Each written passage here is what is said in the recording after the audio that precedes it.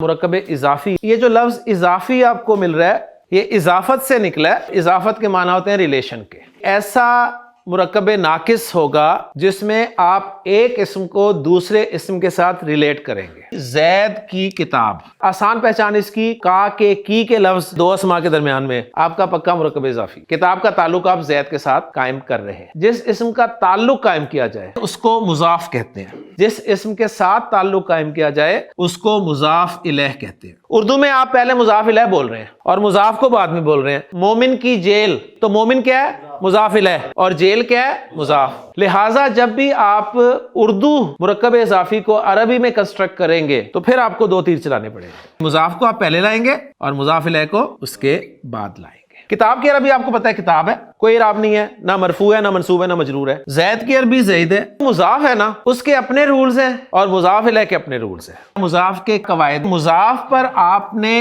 الف لام کو داخل نہیں کرنا، نہ ہی تنوین لانی ہے، مثنی اور جمع سالم مذکر کا نون یہ بھی نہیں آئے گا۔ اگر میں کتاب کو مرفوع رکھنا چاہوں تو یہ بنے گا کتابن، اگر تنوین ہٹاؤں تو ال لگانا پڑے گا، اچھا ال ہٹاؤں تو تنوین لگانی پڑے گی، یہ دونوں ہی نہیں ہوں گے تو مضاف کی شکل مرفوع فارم میں کیا بن جائے گی؟ کتاب۔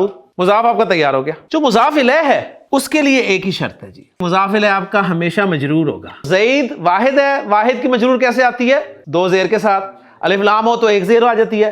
زیدن، کتاب زیدن، ابراہیم کی کتاب۔ کتاب تو کتاب ہی رہے گی اور ابراہیم مضاف الیہ کی جگہ پہ آئے گا۔ ابراہیم غیر منصرف اسم ہے، غیر منصرف پر جس طرح ڈبل حرکت نہیں آتی، غیر منصرف اسم مجرور فارم میں زیر بھی نہیں ہوتا، اس کی مرفوع فارم ہوگی ابراہیم، منصوب فارم میں یہ ابراہیما آگا، اب مجرور فارم میں بھی یہ ابراہیما ہی ہوگا۔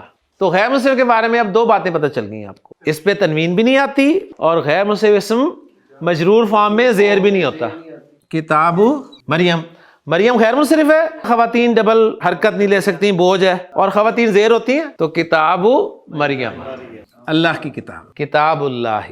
تو اللہ کی کتاب کس پہ نازل ہوئی ہے؟ محمد صلی اللہ علیہ وسلم پر، اور محمد صلی اللہ علیہ وسلم کیا ہیں؟ اللہ کے بندے، عبداللہ، اور پھر آپ اللہ کے رسول ہیں، رسول اللہ۔ یہ جو مضاف اور مضاف الیہ ہے، ان میں مضاف الیہ تو فکسڈ ہے، اس نے تو ہمیشہ مجرور ہی ہونا ہے، اس کی اعرابی حالت آپ بدل ہی نہیں سکتے۔ ہاں مضاف جو ہے وہ اوپن ہے، جس طرح ہم ایک قسم کا اعراب بدلتے آئے ہیں، مرفوع منصوب مجرور، اسی طرح مرکبات کا اعراب بھی تو بدلتے آئے ہیں کہ نہیں آئے؟ ہم نے مرکب توصیفی میں پورے مرکب توصیفی کا اعراب بدل کے دیکھا، ہم نے مرکب اشاری میں پورے مرکب اشاری کا اعراب بدل کے دیکھا، تو اب ہم مرکب اضافی میں پورے مرکب اضافی کا اعراب بدل کر دیکھ رہے ہیں۔ اس میں مضاف الیہ تو فکسڈ ہے، اس کا اعراب بدلا ہی نہیں جا سکتا، اور نہ کوئی یہ قید ہے کہ جی اس کا اعراب یہ ہوگا تو اس کا بھی اعراب وہ ہوگا، ایسی کوئی قید نہیں ہے۔ لہٰذا صرف مضاف کا اعراب بدلا جا سکتا ہے۔ کتاب زیدن میں مرفوع ہے، میں منصوب کرنا چاہتا ہوں کتاب زیدن ہو جائے گا، میں مجرور کرنا چاہتا ہوں کتاب زیدن ہو جائے گا۔ اور یہاں پر ایک نوٹ کر لیں بات کہ مضاف الیہ پر آپ الف لام داخل کیا کریں، ہاں اگر کوئی نام ہے تو پھر نہ داخل کر کے لایا کریں۔ مومن کی جیل، اس میں جیل مضاف ہے اور مومن مضاف الیہ۔ جیل کے لیے لفظ استعمال ہوتا ہے سجن، واحد اس میں مضاف بن رہا ہے، اس کو میں مرفوع رکھنا چاہتا ہوں تو میں کہوں گا سجنن، الف لام لاؤں تو السجن، لیکن نہ میں نے الف لام لانا ہے نہ تنوین لانی ہے، پھر بھی مرفوع رکھنا چاہتا ہوں تو یہ بن جائے گا جی سجنو۔ مومن جو ہے یہ مضاف الیہ ہے، مضاف الیہ کے لیے ایک ہی شرط ہے کہ یہ مجرور ہونا چاہیے، تو مومن، مؤمنن، مؤمنن، مؤمنن، تو میں مومن جو ہے وہ مجرور لاؤں گا، لیکن میں نے آپ کو کہا ہے کہ جو مضاف الیہ بن رہا ہوگا نا لفظ آپ کا، اس پہ آپ الف لام لایا کریں۔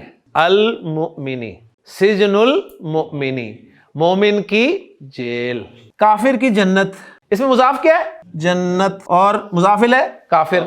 جنت جو ہے یہ جنہ ہے، واحد اس میں مرفوع بولنا چاہوں تو جنتن بولوں گا، الف لام لگاؤں تو الجنت بولوں گا، لیکن چونکہ مضاف کی جگہ پر آ رہا ہے تو میں نہ تو الف لام لا سکتا ہوں نہ ہی تنوین لا سکتا ہوں، لہٰذا اس کو مرفوع کیسے رکھوں گا؟ جنت۔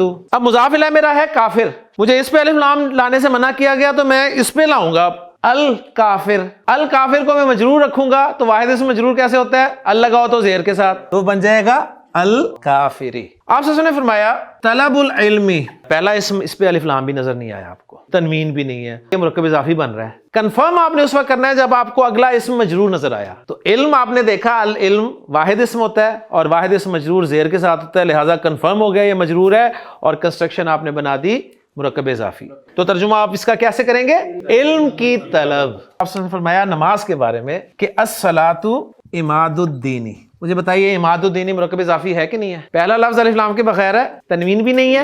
شک ہوا آپ کو، کنفرم کیا اگلا اسم دیکھ کے کہ وہ مجرور ہے، کنفرم ہو گیا عماد الدین مرکب اضافی. اب ترجمہ آپ شروع کریں گے دین سے کہ دین کا ستون. اسی طرح آپ نے فرمایا کہ الصلاۃ معراج المؤمن. معراج المؤمن کے کیا معنی ہے؟ مومن کی معراج، اور مرکب اضافی ہے. سبحانک اللہم و بحمدک اشہد ان لا الہ الا انت استغفرک.